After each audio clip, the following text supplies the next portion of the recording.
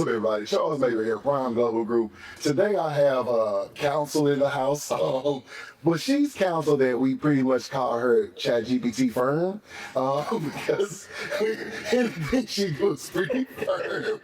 Shout out to my great friend, lawyer, family member, Dawn Campbell. Hey, like, how you doing? Hi, Charles. I'm great. I'm great. Thank you for having me. Thank you for having me. So do we have to be politically correct on here? Can you bring out the real you that I see behind the scenes? So I'm always me. So we can always go straight to just the regular. Okay, so in season 2, what I'm mostly doing is I'm highlighting Black women from the start. So I had a bunch of prominent Black women on here, and I just found that you would fit the perfect counsel bill, the perfect LA to Memphis Barbie doll. So I want to give people a little bit of background about you. Tell them where you're from and all about you. So I'm originally from Los Angeles, California, Inglewood, always up to no good. All our family is still in California, parents, siblings. I came to Memphis for undergrad. And I've been in Memphis for the most part since, with some a couple of weeks here and there. But I went to law school here in Memphis, and so Memphis has become my home. But I always tell people, they say, "Well, so you were Memphian?" I said, "No."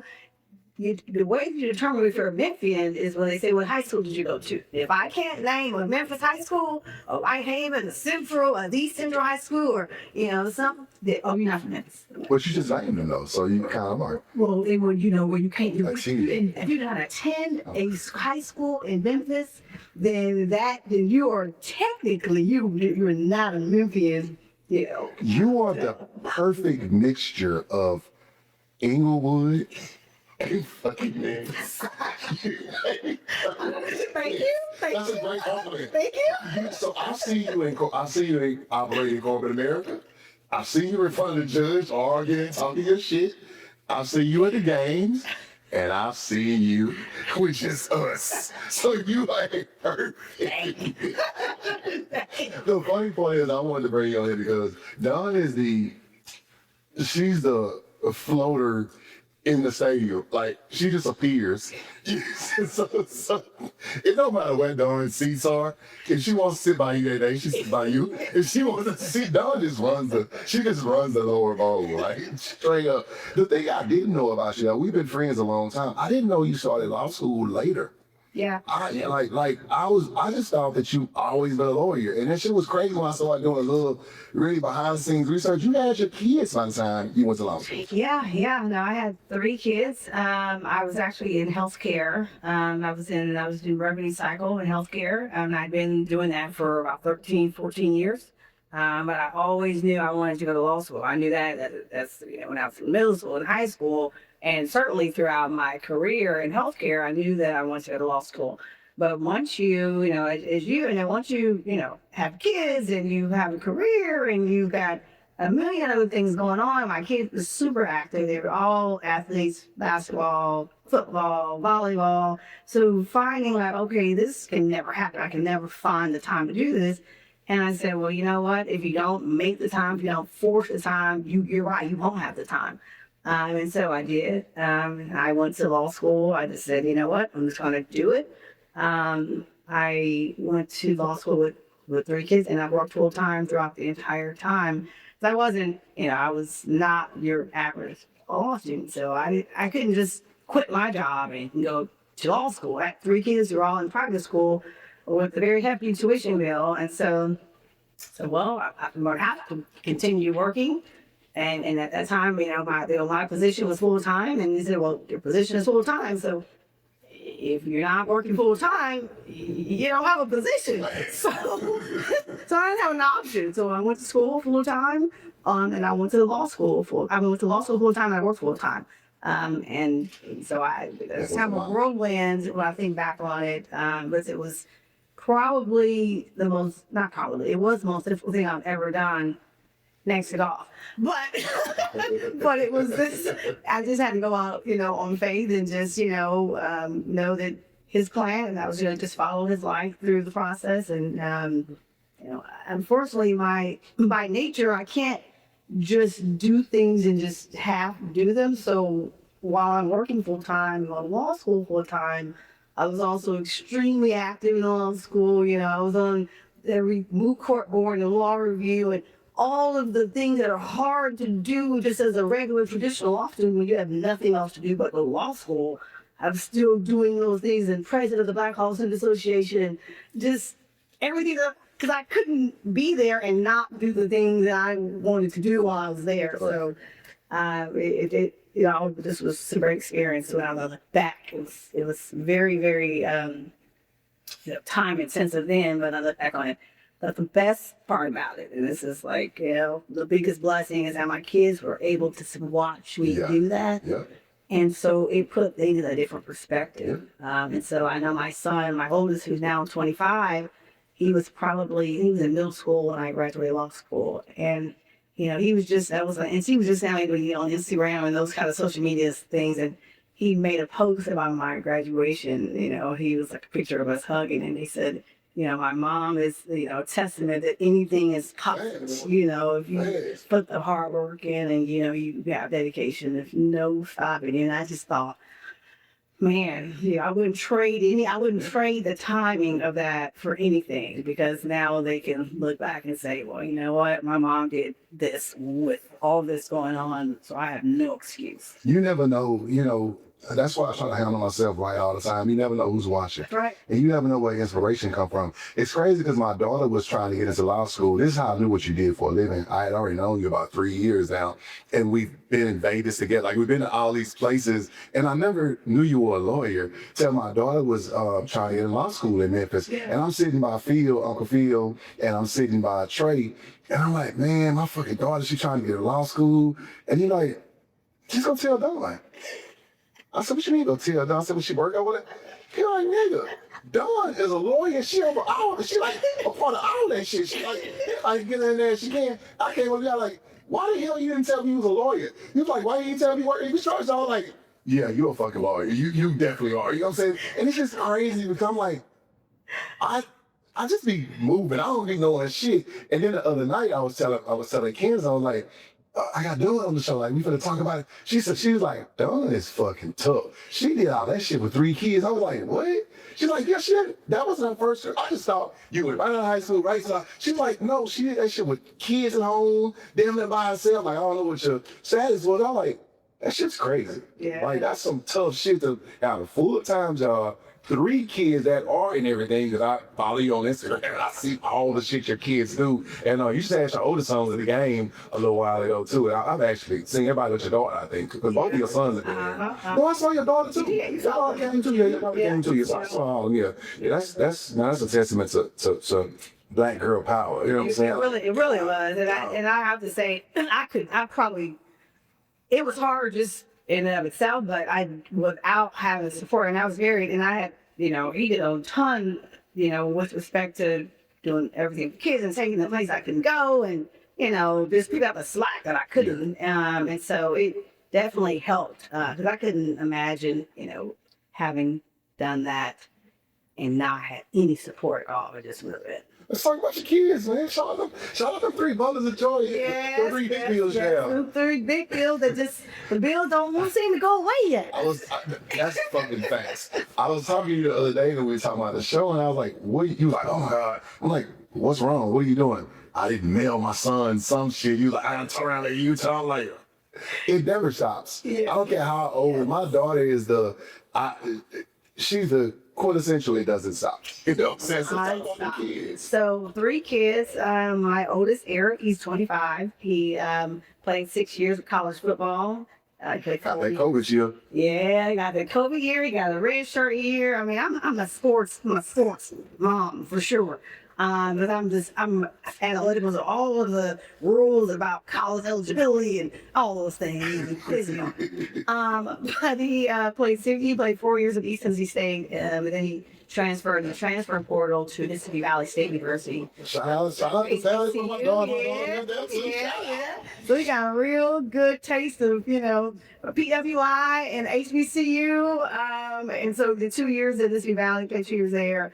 And graduated from Valley, and then he just transferred back to East Tennessee State to finish. He was a pre-med major at East Tennessee State. Girl. And so he could not continue his pre-med degree at Alexander didn't have a pre-med program. So he went back and now he's finishing up his pre-med degree. Come He on, really man. started at East Tennessee State. So he graduates on May 9th. So in less than 30 days, he'll be graduating with his second bachelor's degree. Oh, that's in impressive. the degree the field that he really wanted. Which one you like better? Which experience? I won't comment on that. No, you say that shit, Well, here, I'll say this. He was at East Tennessee State for a very long time, so he had a lot of connections and bonds there, and that school meant a lot to him. He had learned his most valuable lessons at Mississippi State. Yeah, that's a political. So he tells me all the time, although they were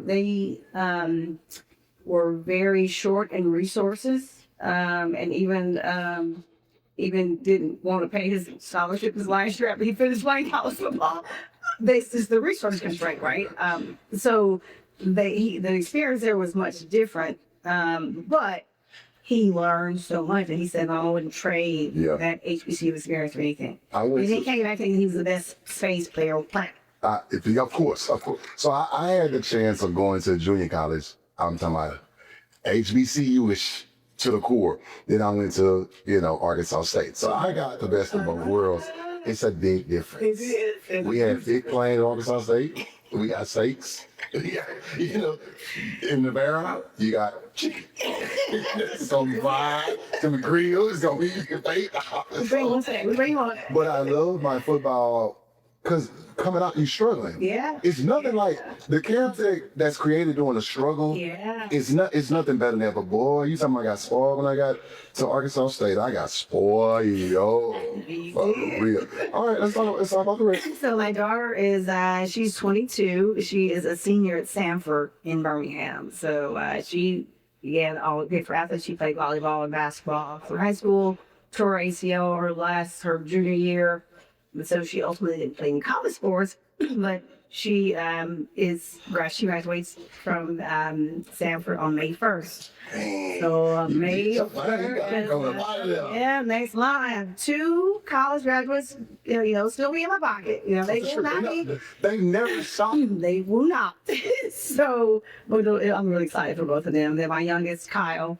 I don't know if I just said my daughter, Maya. Maya, she graduates May 1st, and then my youngest, Kyle, he's 19. He's a baby in the bunch. She the one you do the TikToks with. No, that's Aaron. That's my oldest. It's my oldest. Yes.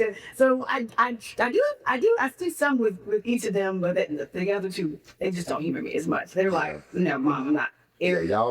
Y'all were on some straight up LA hood shit. Eric tries to humor me, but I think he likes it secretly. He likes it as much as I do, because he's like, "Oh, Mom," and then he's looking for the TikTok to see what we're gonna do. I'm like, "Thank you, son. Find the TikTok." Y'all look good, man. Y'all did y'all thing on the couple live slides. That shit was funny as hell. But it's so That's the funny part. It's so you. We're snowed in. It's like we gotta do something. Like, what do you want to do? We gotta do it. Figure it out. And then so my youngest, he's 19. He's a freshman at Concordia St. Paul. He's playing college football as well. Okay. So he's playing D2 in Minnesota, in St. Paul, Minnesota. Hell no. Oh yeah. Oh, it's great. Hell It's great. The weather there is stupid. No. When we had our little winter storm, we were like, "Oh, it's 2 degrees or that." It was like 25 below. Yeah, for sure. Yeah. But he loves it. He loves that weather. I went to Minnesota one time to go to a game. No, I've been twice. I went to go to a game when the Texans played Minnesota. And I went to the mall, whatever that big mall is. And it's absolutely no reason for me to ever go back there again in my life. It's like Detroit. Like, you have to buy your shit there. You can't buy a coat from Memphis and work in Minnesota. Shit just doesn't have. You have to buy your shit from there. Like Chicago. You don't buy a jacket for Chicago from Chicago, your ass gonna freeze. He don't freeze. He loves it. He loves it. He came back here when it was snowing, and he's outside in like 25 degrees without a shirt. I said, it's freezing. He said, "Mom, this is not cold." That's just crazy. I said, no, I don't want to feel like that. I don't want to get that comfortable with cold weather. What does he study? He studied actually criminal justice. So all my kids were like, we never lost. We never a lawyer. Like, what the stuff that you did was too hard. And I tried to tell them, I said, your experiences are very different than mine. Like, I was a non-traditional student, so I didn't look like the typical law student. You would have a very different path. You don't have kids. You're not married. You don't have a career already established. You don't. You're going to be school's on your own field and focus. Right. So don't think that you're. And you got help. Yeah, don't think that you're going to be law schools. I would be studying until 2, 3 in the morning. That was just because I had things to do with them during the day, which would then I have to make up that time, the study time, in the evening. So you're not going to be coming at 4 in the morning from study. That's not what your law school journey would look like. And so they were always kind of like, no. Well, then right before he went to school, he said, Mom, don't get excited, but I think I might be interested in going to law school. That would be great. And I was like, first, I was not excited like that. Like, I want you to do what you want to do, whatever you think. That's bullshit. No, you don't. You don't. You want him to be a loss. Bullshit. No, you don't, bro. Really, what I did like about that is I said, okay, well, something that he's seeing is interesting, right? Something that he's seeing interesting. So I made him go after he said that. I said, I'm going to, because I participate and volunteer in our high school mock trial competitions.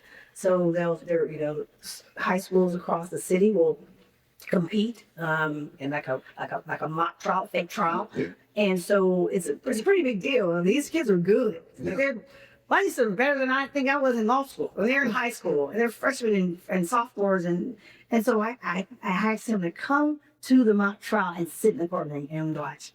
And he called me because I was able to participate, but I wasn't there for the final round. So I asked him to go and watch. And he called me and said, Mom, that was so cool. That was so good. Oh, yeah, he loved it. So we'll see. I hope we do, man, because, I had to get you to counsel for one time, and, I love so the crazy part is what's ironic is I have 3 lawyers. All of them are Black women. I mean, shout that out first off. And I think I have the cream of the crop. You know what I'm saying? I really do, because you don't play no games. I say, man, everything Dawn sees, that shit is on firm. It ain't no, hey, my client quit bullshit with him. Let's just decode. It's like, you must know. Blah, blah, blah. I'm like, yeah, damn. Cease and desist that. Immediately. And this is a big company that you made cower down into the thing. So thank you for that. You know what I'm saying? But the thing I love, and I pulled up some stuff watching you in the courtroom. Your ass be on it. You be so serious. I am just passionate. I was actually talking with one of your guys just when we were waiting, and I said, he said, what made you want to go? Also, what made you want to be an attorney? And I said, really, I like to advocate, right? That was my passion. I didn't know what that meant. I didn't know what that meant, being an attorney. There's not one attorney in my family. I didn't know any attorneys growing up at all. And I grew up in LA, and I did not know any attorneys. So I didn't associate my passion with attorney. I just knew that if I wanted something, or if I needed something, or if I wanted to do something, I would advocate. I would, collect whatever facts, whatever, I needed to do to explain to my mom why it should happen. Right. And so she was just kind of like, oh my goodness, you really, you convinced me, And she always tells the story. We didn't have a dog growing up, and so I think I would have been 6 or 7, and so she took us to the pound. My parents did not believe in paying for an animal. Right. That was just free. Yeah. So she took us to the pound, to the shelter, and we were like, okay, we can look and look for a dog. And so we did that, and we see the Saint Bernard, that big Beethoven, fully grown Saint Bernard. And I was like, oh my God, I love that dog. That's it. And so there were 2 of them, male and female. And so it was this older white couple. They were probably in their 70s. They were getting both of them.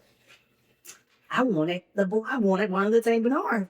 And so I was basically advocating to the shelter why we should get the dog, and they were telling us that the couple wanted it because they had previously had their house broken into or something, and they wanted 2 big dogs to like be.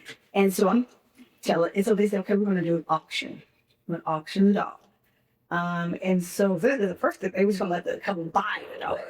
And so now that I'm over here advocating 6 or 7 why, I should have the dog, they did the auction. And so, they're basically doing like, $10, $50, $20.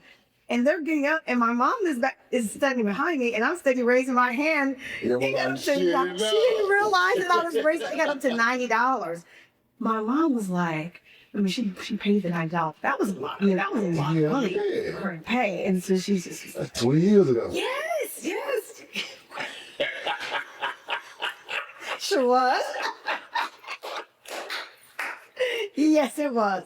So, needless to say, I just enjoy advocating. So, just so happened that advocacy is, aligns with the profession of attorney. And then whatever that is, whether it's advocating for you in your business, or it's advocating for my company or whoever, my pro bono clients, I'm going to advocate with, the level of So they got to know about the dog, man. You bought the dog. We got to hear the history. Oh, I got the dog. Yeah, got the dog. Snoop. His name was Snoop. He was just the best dog ever. Oh, of course his name was Snoop. Really, Snoop. So how long you have him? We had Snoop. He ended up getting bit by a snake in our backyard. We had Snoop for So probably you about protected 6. y'all. Indeed. Yeah, for about 7 years. He was so protected. Yeah. Oh, he was the best dog. Shout out He Snoop. was the best. Shout out Snoop. Snoop was- We have 2 big ass Labradoodles that I always try to take to the park and leave them out. Somehow they find every day. My wife won't let me get rid of them. But they're like, one of them is 125 Caesar, and then the other one's like 105. And they eat a whole thing of dog food a day. Damn, it seems like they eat so much. It's ridiculous. And I tell them, I said, man, I cannot wait to get rid of these dogs and no other pets. And they really be like, no. And I'm like, yes. But the dogs, they really are, because I'm so protective of the dogs. It really is. So where are you at now? What law firm are you in now? So I'm actually in-house as General Counsel for a corporation, LifeLinc Corporation. So you're a big dog. I don't know about all that, but it is. It was a great opportunity, really great opportunity. They were actually a client of the firm when I was in private practice, and they said, "We want you to, come and be our." All ours here said, all ours. These want you. That's understandable. They're smart. They're smart people. Okay, so you can't shout out nobody because you are the somebody. Okay, so I totally get it. I totally get it. That's cool. With making all that money, I would think you would be in prime football by now. But it's you're on the way. You're on the way. It's fine. I represent you, so. Yeah. But I try to stay out of shit. But I get in a suit mood now. I'll be calling you, but listen, You one of those clients, you're like, sue them. Yeah, sue them motherfuckers. Like, we're playing. Charles, there are other ways. We get what we need, ultimately we want to get to the end result, right? Like, we'll get to that result that we're looking for. So. Man, my shit is just not fucking sue them. Not just sue 'em. Because everybody try to play with me. Because I'm so laid back and, they be like, oh, he ain't on it. No, motherfucker, I got some shit back here. I got some bad motherfuckers back here. We can't all the time instead of sue you motherfuckers, but I got time today. I got time today. Yeah, definitely. How often do you go home? I know Vegas is only golf tournament because I know. I do. I try to go home at least twice a year. I go, and a lot of my family is now in Las Vegas, so I will typically fly into Las Vegas and then I'll drive into LA. And so give me a little bit of time, in Vegas before I go with the family, because then once I'm there, they're just no time for me. So I do that, and then I go back to Vegas, fly to Vegas. I typically go to 4 of the games, and then I'll go there. I usually go for a golf tournament, which is usually also. Shout out to golf tournament. Listen, y'all, put the camera on me. She don't really fuck with me in Vegas. Here, we locked. We think Steve's. Vegas. Not true. Catch me at dinner. I can only take her to eat. She be like, She like, what y'all doing? Where you at? Oh, we eating all the way. If I say, oh, we at the tables, I gotta go get ready to go. Bullshit. Well, golf is a long day, right? So, actually, the Vegas one is usually Penny usually has his birthday golf tournament in Vegas every year. So, probably about 60 of us from all over, really. They'll go. It be lit though. I be looking at y'all out my window. Yeah, it's a lot of fun. Y'all start early as hell though. Dude, no, you have to in Vegas. Oh. It's gonna be 100 degrees by 9 o'clock. Y'all be out there. I'll be like, hell no. So our tee times are going to be usually around 7, somewhere around there. So it gets hot in Vegas. Unfortunately, but fortunately, the Grizzlies always take me out there, so I never see 7 in the morning. Because Pudge and Dennis, they don't know how to just say the night's over. So thank you to my Memphis Grizzlies. Well, when I go out there, I have a time. You know what I'm saying? So Yes. let's talk about golfing. When you get into golfing? So I picked up golf. It's been about 8 years now. Obviously, I like a challenge, considering I decided to go to law school while I'm working with 3 kids. That's just, I do like a challenge. So I wanted to, I'm an athlete just by nature. I played basketball and ran track, did a little bit of swimming. That was too hard, way too much way too much long capacity for swimming that I don't have apparently. So I was like, I want to do something. My mom is an avid tennis. She played tennis. She's an avid tennis fan. So you should play tennis. So Serena was a girl. Serena, oh, absolutely. Now Coco. Coco's something. Yeah. She's critical of Coco, but she's still loves her. But she got long ago. She's young. Yeah. I mean, she's critical in a good way. Okay. I mean, she's just that's just how she just wants her to be good. But she. So I said, okay, I don't want to do tennis because mom kept trying to make me play tennis since I was a child. So I said, okay, well, I actually was at putt-putt. And I started just hitting some balls in putt-putt, and then they have like a golf pro at putt-putt who you can take lessons from. And I wasn't looking for a lesson, but the golf pro just walked up to me and, and he probably saw a whole run hitting the ball. And so he just tried to give me a few little tidbits. And so I was like, okay, and, little tiny bit improvement, not much, little tiny bit. And so came back another day and, hit some more. And he came back and, gave me a couple other tidbits. And then he said, well, you should probably just get you some clubs. We've got some used clubs here that we can just give you. Yeah. And I was like, okay. So he gave me like 3-4 irons, just gave it to me. And so I would go out there and hit. And I was like, okay, well, maybe I can like find a golf course and I go on their range and hit some balls, some practice balls. So I would do that and, get a couple, people want to come and give you a tidbit here and there. I bet they do. And so that's kind of how I got into it. 8 years later, I absolutely love it. You addicted, bro. You don't love, you addicted. You are addicted. Dawn, what's doing? Trying to get them balls in. I'm like, bro, Jesus Christ, but you're good though. I'm not good. I am just better I get better every year. I get better every year. Well, you good and we a lot of tournaments.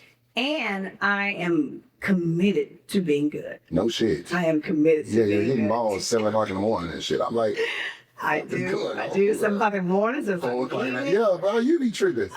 You be tripping. I look on Instagram, you golfing. I'm like, your ass is doing too much. But I did one of the highlights of the time of my 8 years in playing golf is this past weekend. I had a chance to serve on the host committee for the Sapphire Golf Tour, which is a tour of Black professional women golfers who compete around the country, and it was just being able to play with and talk to and learn from you these ladies was so I played in the class of pro-am, so that's a professional and an amateur, and so you play in a foursome, and so I played with Golf Pro, and our group won pro-am, so we did do that, which was awesome. It's awesome, but it was just an amazing opportunity to see these girls and see their hard work and their overcoming of obstacles of a Black woman golfer. That's tough. And then to make it to the professional level is just It's me. So I golf this weekend too. You know, I want the world to know. You know, I played 9 holes. I guess played you 9 call holes. that golf. Don't hate now. I played 9 holes. You didn't know what a bogey was. I did not. I did. So here's my. I'm gonna look right into the camera. Here's my theory on golfing. Right, a lot of my friends golf and they're decent. If I spend 3 months, 6 months golfing, I'll beat everyone. I've already whooped their ass in everything. No one's gonna want to hang around me if I get good at golf. So I purposely stay bad at golf and I bring the liquor. Oh. But I did hit 315 yards though. And it went where I wanted it to go. Because I watched the little thing before I went out there, a little YouTube, and I bent at the knees, butt down a little bit, back straight, you know, and I interlocked my fingers, and Now, mind you, out of 9 holes, that was the best one. The rest of some bitches on the cars, on the roof, on the building, in the water. But we're going to talk about that. That one is. That's all that matters. When you're not a golfer, that's all you need. That's all that matters. That's all you need. And I was ready to go leave. I was like the 3rd hole. I was ready to go. That was your mic drop. I didn't want to do nothing else. But they made me Darren, Darren golfs. Now I'm committed to every fucking Sunday too. I don't know how that shit happened, but Was Darren one of the golf when the just like, I didn't know you golf. He was at the tournament with us. He was on our team. Yeah, I was the only one that was bad. It was just me. Well, me and Derek Rose, he sucked too. So him and TA sucked too. So we were the bad ones. And I had all the good people with me. So yeah. That's right there. But we need to golf more. We're gonna golf more, I guess. But so now you go to the penny tournament. Mm-hmm. What you any other tournaments? Let's just say. I don't go to a lot of tournaments where I travel. I play in a lot of local tournaments. So just tournaments all around. Yeah. I play in the Memphis County School. They have a tournament. Their athletic division has a tournament. Play that. I'm playing the Southern Heritage Classic tournament. Yeah. So that's always fun. That's usually in September. So looking forward to that. So I play in a lot of tournaments around here. And then when I travel, I just love to travel. I love golf aesthetics as much as I love the game. Did you say you love to travel? I love to travel. So why did you book St. Vincent here? Because you told me about it like a couple of days ago. But you're rich though. And it's coming up in like But you're rich. a month. But you're Might as well rich. say we're in May. But you're rich. Not rich. Not rich. You're rich because you're out of the country every 30 days. You need a reset every 30 days. I have great lawyers. That's rich. I have great lawyers. That's rich. My tax lawyer is so good. Those business trips are Business retreats, you have to word it right. You know you're a lawyer. Everything is about the word. You are right. It's a business retreat. It is. This will be all over the, you know what I'm saying? It is. Shout out to my lawyer. Shout out to Levon. Levon Mathis. Shout you out. 100%. Yeah, 100%. Listen, You need that. you want to need that time. anything financial you want to know, that motherfucker knows it. So I just, hey, I can tell when we were talking last week, I was like, girl, like we need to talk. We did. I think we exchanged numbers. yeah, I'm like, hey, listen, we just made this deal. Oh, you got to go do it. Yeah. But then too, again, I travel a lot too, and I make a lot of business deals because I always bring friends because we always talk business, we talk Prime Global, we talk strategic investment. We invest together, we do a bunch of things, so they have all tax write-offs. So, really, so you just can write that off when you come. You got to own carousel, like you literally are. Say this for sure. Yeah. So if don't say the same, we're trying to buy 88 acres over there. So it's Wow. the government's being pretty good about it. Sandals is being great about it. You know what I'm saying? So we'll be right next door to Sandals if God say the same. So if I get you to invest a little more in Prime Global, we'll be there tomorrow. Yeah. Well, I got you. You and your firm, you and your corporate people. I told you. So let's talk about Memphis. You're a not Memphian and not ours, but what I'm a makes you Memphian. Yeah, what Maybe makes not you, being Memphian by some Memphian standards because I didn't go to the school year, but I am a Memphian. what keeps you here? Because it ain't just the money. You can practice a lot anywhere. No, You're that definitely not the money. It's the people, it's the city, it's the culture. And my kids, this is their own. They've all been pretty much born and raised here. My oldest was born in California because my first baby I had my parents are, and you got my mom is, so he's born in California, but but he's been raised in Memphis. My other two, Eric and Kyle and Maya were born in Memphis, so this is home for them. And I chose to go to law school at Memphis. Like I chose to go to school here. I could have gone, just law school in California. I could have gone to law school in Texas or anywhere. I chose here because this is where I wanted to develop my professional roots. Right. And so I know I like made the conscious decision that, okay, if I'm going to go, I'm going to go to law school at a place where I'm going to be able to know the law, know the other lawyers, know the judges, know the community. And so I chose to go here, and I chose this as my professional home, and that's home for my family when I made that decision. I say that because like I think people around the country have it so we'll say misinformed for the right purposes, but I've been here, I've said it a million times, I've been here since '99, coming back and forth to Memphis. I'm an hour away, but this is one of my favorite cities. Yeah. And I've been in the hood. Yeah. I've been in corporate America. I've been in the meetings with all the big wigs.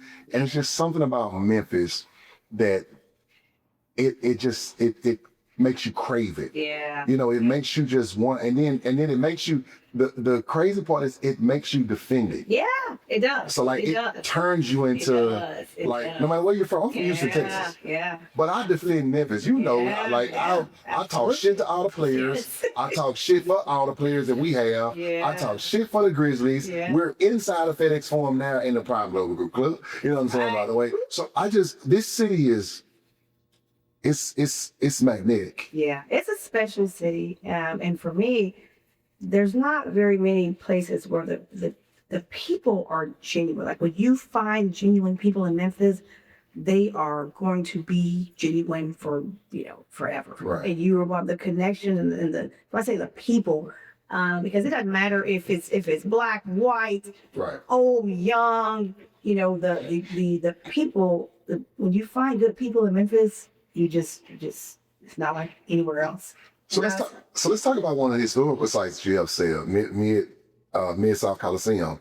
How did you play a role in that? Because they were trying to do away with old Mid South. What role did you play in that? So actually, a colleague who founded the Mid South Coliseum Conservancy reached out and said, "Dawn, here's my thoughts on Mid South Coliseum. Here's my vision for it. Here's what I think. How I think you can help, and the role I think you can play, and helping us to preserve the Coliseum and to keep it from being torn down." And I said, well, I know that I took my kids to shows there. I took my kids to circuses at the Mid South Coliseum. So it has a special place in my heart, and my memories, and my kids. And so I said, I'm happy to do whatever I can, just let you know. And he asked me to serve on the board for the Mid South Coliseum Conservancy. And so that's what I've been doing. And we've been, bouncing around ideas on what we can do and how we can keep that landmark, that Memphis treasure. So you had to, of course, go counsel and fight for it. What was the day that you kind of knew, oh, we got this? Was it when finally they said it, or you kind of, what was it ever a point back and forth in negotiation and arguments that you was like, oh, I got that ass? So I don't participate in sort of an attorney capacity. I just sort of am on the board in sort of a supportive role in raising funds and seeing what I can do to keep that building, intact, how we can, support it for different and new causes where it's been beneficial to the community. Yeah, it's very beneficial. And so we are still technically in those negotiations right now. Like we're still, talking with the city, talking with the city council, and all the different stakeholders to come to a final plan on how we want to move forward with the Conservancy. Okay. Well, I think so. Memphis is so rich in culture and history. And I think it's overshadowed by celebrities talking shit about hotels and stuff. Yeah. Like you literally can walk and see where Martin Luther King was assassinated. Yeah. You literally can walk and go see where Elvis Presley, and there's so many other things that are here. Like, talk a little bit about the cultural background perspective of Memphis and just how you've been here so long and all the things, how important it is to the city and all not only the city, the nation. Because it's a lot of tourism. We rent a place like for birthdays that's right by Lorraine Hotel. Yeah. And it's a line all day, every day. Yeah. So, I mean, for Memphis, there's no other place. I mean, Martin Luther King was assassinated right here in this city, but not just his assassination that's important for why Memphis is what it is. The reason for him being in Memphis was to fight for sanitation workers. Mm-hmm. Okay. So you think about what was going on right here in this city and how we've got a long way to go, but where we've come from that, and you just think about that he was here to fight for us, and he died right here fighting for us. So he came to Memphis and died in Memphis. So Memphis is just, you're gonna have people from around the world that want to come to Memphis just because Martin Luther King took his last breath here in Memphis at the Lorraine Hotel. And the museum is great. And the museum's awesome. It's fucking great. It's shocking how phenomenal it is. Awesome. And it gets no love. I mean, we know why. Yeah, you know what I'm saying? Yeah, but that shit's crazy. It is. It's one of the best museums that I've been to. It's crazy, yeah. And I was just in back home in LA, and it was at the Grammy Museum, walking through there. And of course, totally different museums. But when you think about just the technology and just how it's been, transformed since the renovations, and how it's just a great museum from any perspective. What do you think about the National Guard coming down here? So I have a couple of different thoughts on the National Guard, actually. One, I think that Memphis should have the resources to fight its own crime, right? So that's number one.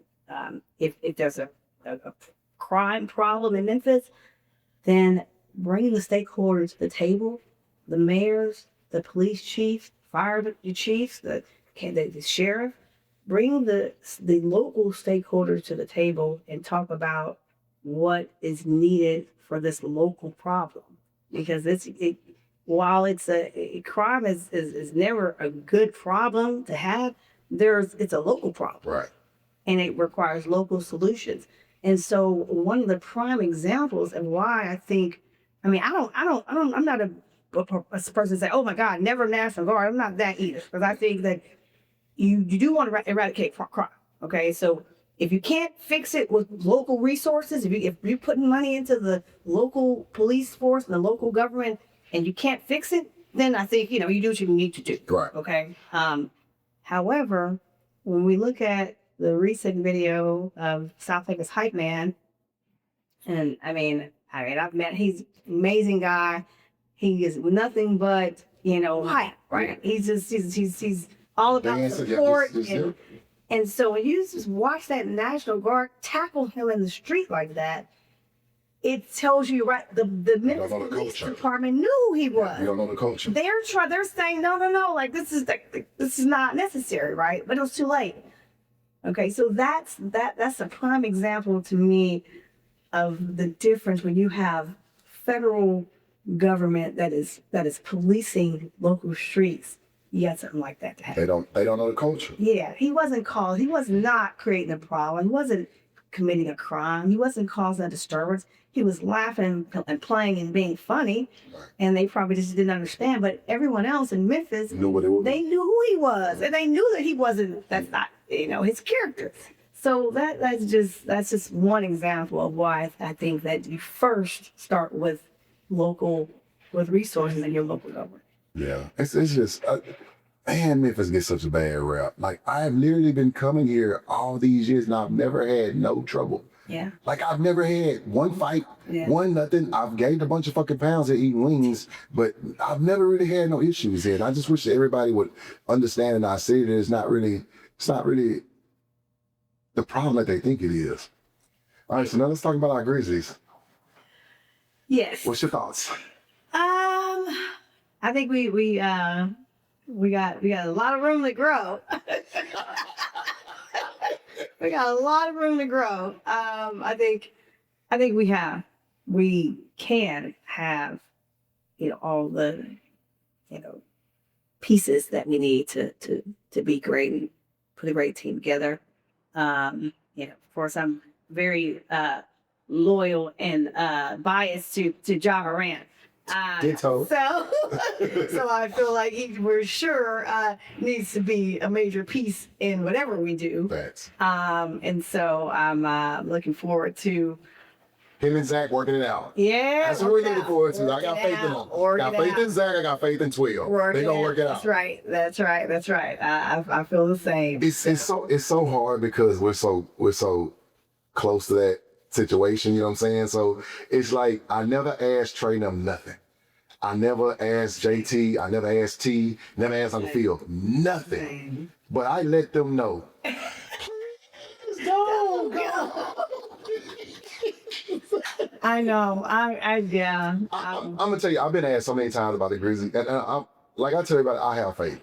Yeah. I don't know what we're all on the same page looks like. Yeah. But for some strange reason in my heart, I just think they're gonna work it out. I think so. Like I just think that, Zach and 12 gonna get somewhere and be like, you know what? Let's talk. Yeah. Because again, I'm not naive either. Yeah. I know both sides have played a part. You know what I'm saying? I know we have to be healthy. I know we have to, but when 12 is on the court and he got a team that got that big monster in the middle, and we got our pieces together, we are trouble. We are trouble. This stadium is rocking and rolling. Yeah. I've been a season ticket holder in Houston. I've been a season ticket holder in Miami. Miami's close. This place be jumping. And I've been to I think I've been to almost every stadium it is. Boston is always jumping, of course, Chicago, and, those bigger, LA, of course. Yeah. But Memphis is, this stadium, I tell all my friends when I peak years, I'm like, we're literally going to a basketball game at the club. Yeah. You just don't have to worry about fights. Yeah, that's right. That's all it is. That's right. And there's a certain amount of electricity that 12 brings to this stadium, period. And I can't, to the city, right? But I just can't, and that's not to say that you'll never see that and never get that here, but I don't care how good of a player you are. It's not just about you being a good player. He also just has a lot of the characteristics that this city needs, and embodies. And it's almost natural. And so it's not even just his on the court, spark. He also just has. He didn't see it. Yeah. Like John help a lot more than people think. Like we get to see it, but America does because he's not gonna post shit. Yeah. He could be helping somebody, he ain't posting nothing. Yeah. So people have to catch it. And I think that's the thing, like people really don't understand how good of a heart he has, how good of a person he is. Like I see him at the events helping the kids. I see him at his 12 events. Like this dude interacts like really everybody act like he's some introvert to standoffish. Now he don't like being fucked with because his name is always through the roof, but y'all gonna pull up. Like he gonna, man, again, I'm gonna have faith in Zach. Yes. And I want to have faith in 12 because I'm scared. The one thing I'm scared of is if we trade him away, I think that no superstar ever come here again. Yeah. Willingly. Yeah. Maybe drafted this and that there. And I think with Coward, with Gigi, I think we got an electric core because Santi was playing his best fucking basketball. Yeah. Like he was starting to be, I could tell Santi was in his, because normally Santi will say one or two things, like he'll be like, that was something to me on the sideline. He was holding whole conversations. Yeah. You see that? Did you get the video? I'm like, what? Everybody was starting to, and then we had, everybody's getting comfortable, man. Like I just love our team. Like, God, I just want us to go back. Yeah. I want if Memphis, when we win one, that shit's gonna be different. Oh yeah. Utah, because old Mayor Young gonna let us get away with murder in that parade. That parade gonna be lit. It's gonna be the best parade ever. As for her. Cause he want to party. Yes. The Young gonna pull up. I was just talking to Come Young. She do a lot of work with him. I should say one thing about Mayor Young. He gonna pull up. Yeah. He gonna pull up and show some love, man. He's like Memphis to its core. That's not a mayor. It's not the opposite. It's not like a mayor that's from Memphis. He's like Memphis That's the mayor, Yeah. and that's what I love about. Yeah, he cool as a fan, Not very man. young. He want to do the affordable housing. We've been putting together proposals, man. We got to get started. 10,000 by 30. We got to get to building some shit. Hey, Young, we got to get to going back. I think we're gonna be all right. What do you? I know you have to go. You have to go do some fundraising, right? You want to talk about that? Let's talk about that. Yeah, I'm gonna go pick up some checks. I serve as the on the fundraising on the finance committee for candidate for Shelby County Mayor, our next Shelby County Mayor. Shout out to Commissioner McKell Lowry. He is doing great. The early voting starts tomorrow, April 15th. And so we're gonna get him. Yeah. Like, he's smooth too. Yes. I got to, again, shout out to the Grizzlies. I got to be at the Grizzly event. Lamont and Cheryl put on this casino night. That shit was epic. Wow. That's the most. The one thing I say about the Grizzlies is when they put some shit on, they put some shit on. Yeah. Like Summer League, we get treated better than probably all of the teams. Yeah. Like, because I know people in other teams, Yeah. and they be like, hell no, they don't treat us like that. And it's just not because we hold courtside seats and we have a lot in the club. Yeah. It's just they do everybody. Like they fuck with their people. Yeah. And that's what made us fall in love with the Grizzlies. Like they treat us, man, Dennis, Pudge, shout out Jason, they treat us so good, man. And all the staff. Yeah. But early votes tomorrow. Of course, we're gonna give y'all some money. Because I didn't know about early votes until you just said it. Election day is May 5th. That's the actual election day for the primary. Early voting is from April 15th through April 30th, but don't count me. I think through April 30th. If you get that, the 14th, you don't have to worry about the other days. The 15th, you don't have to worry about the days. You get that the 15th, you got to worry about And you can what vote deadline they anywhere. Yeah. You don't have to go to your precinct that you're assigned to based on your voter's registration. You can vote anywhere. So that's the great thing about early voting. So I will be voting tomorrow. Yeah. So what makes something different from other candidates? I think so. The county mayor is you're basically like the chief executive officer of the county. So he is an executive for FedEx. He's been at FedEx for 25 years. So he knows that he's not just in government. So he's also on the county commission, which is the legislative body for the county. Right. So he is on the body that creates the laws for the county, and he's chair of that board. He's chaired the finance committee for that board. He's chaired economic development for that board. So he's has all the experience for the government, the local government experience that you need, but then he also has the business acumen, that executive experience, the ability to go and negotiate with Republicans in Nashville. Facts. And not, you don't have to agree on politics. You don't have to agree, every day on various political issues, but you can go down there and you can get the job done. You can bring Shelby County back the resources that it needs. And that's what we need. He's smooth too now. I met him at the event, man. He's smooth. He didn't tell me till the very end that he was running for mayor of Shelby County. So hey man, what you do? He worked it, and then I was like, okay, I can get behind you. We were supposed to meet, but I'm pretty sure now you can get it together. But we're gonna definitely, like I told you, if you trust him, I trust him. You know what I'm saying? So we definitely going to give him some money. And we appreciate you being invested in this county. You mentioned you don't live here, but this is still home for you because you do business in Shelby County. You're in Shelby County, all the time. You're friends in Shelby County. So we really appreciate your support. Thank you. I fuck with you. Listen, you know me. I'm getting down there as much as I'm in Arkansas. Like, it's crazy. More probably. I'll be here quite a bit, you know what I'm saying? So shout out to that. Now, and I care about Memphis, man. I fucking love Memphis. Like, and it ain't just the wings, you know what I'm saying? I love Memphis, man. So I love St. Jude. I love I love FedEx, you know what I'm saying? I just love everything about Memphis, man. And it's so undervalued. Yeah. You know what I'm saying? It's like, damn, bro, like, but there's so many people here willing to help. Yeah. Like I say this all the time, all my friends are heroes. Like I can look at my phone and call from mayors to like all the way down to janitors, you know what I'm saying? And all of them is love. Yeah. You know what I'm saying? So shout out Memphis. And I know you gotta go get them checks, so we're gonna let you off. But anything you wanna say to a young woman because I just think it's it's so astonishing that you had 3 kids, was in corporate America, and you ain't got your law degree. Like, that shit fucked me up the other day when I heard it. So what do you say to the young lady, black, white, or whatever color, just about the tenacity, the endurance, the strength? Because I tell everybody, the most powerful thing walking the face of earth is a black woman. Yeah. Like, I got mama, I had a mama, I got 3 sisters, I got, aunties and stuff. Like, it ain't shit more powerful than y'all. Y'all gonna pray the nigga to death, and y'all gonna make it happen. You know what I'm saying? So what do you have to say to young women coming up? I would just say, just know that you are the right person. You are the right leader. You are qualified, and believe that, and don't let anyone tell you any different. I think one of the biggest things for me was imposter syndrome, and we heard about it. You never feel like you are the person, you are qualified, you are, in the right place at the right time, but you are. And so I just say, don't let that distract you, and go for it. Be the person that you are meant to be, and do the things that that you're able to do. And reach out.